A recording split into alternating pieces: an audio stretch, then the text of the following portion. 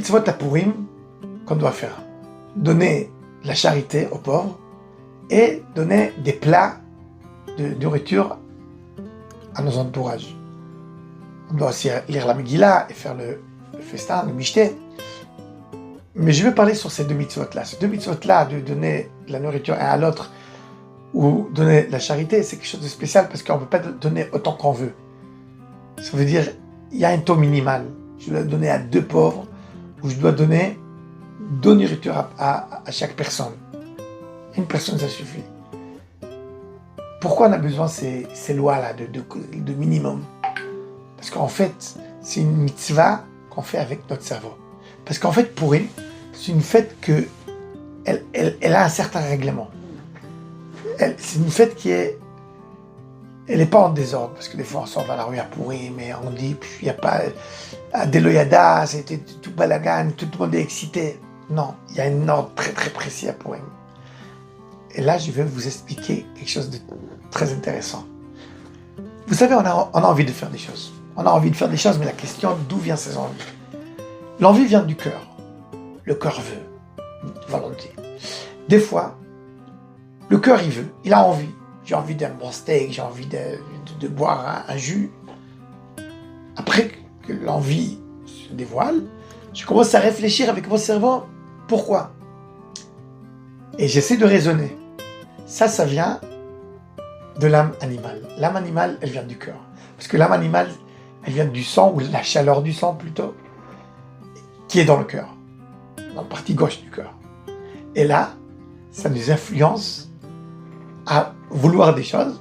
Ça envoie du sang aussi au cerveau. Le cerveau comprend qu'il doit réfléchir et trouver les bons raisonnements pour nos envies.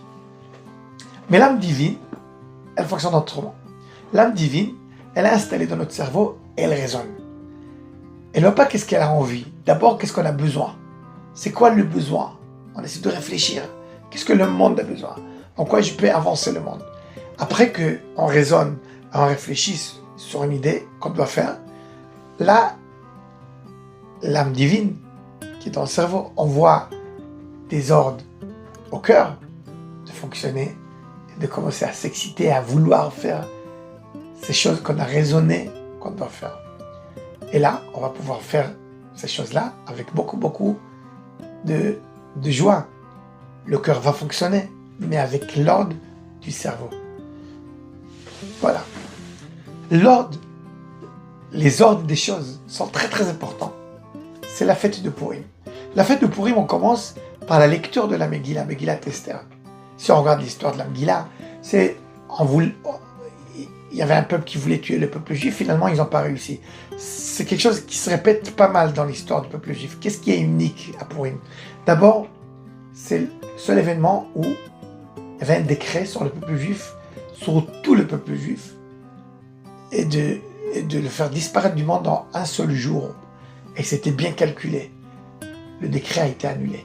Mais plus que ça, tous les jours il y a des miracles. Est-ce qu'on s'arrête pour voir et remercier Akadosh Baruch Hu sur les grands miracles qu'il nous fait tous les jours? Des fois, on dirait que bon, les choses ils sont au hasard. Il y a de la providence divine. Les choses ils sont très très ponctuelles, très exactes. Megillat Esther, c'est la Megillah de Esther, mais c'est aussi dévoiler les secrets. Esther, c'est des sodotes. On doit dévoiler les secrets. Et quand on lit la Megillah, on doit travailler avec notre cerveau, chercher la providence divine dans l'histoire de la Megillah, dans notre histoire de tous les jours. Et là, on dévoile que la Megillah est plein de providence divine.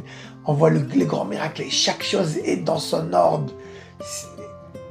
Jusqu'à qu'on arrive et qu'on prend la profondeur de la Megillah. Et là, la Yudim, Aïta, Ora Vesimcha. Là, la joie rentre et le cœur commence à fonctionner.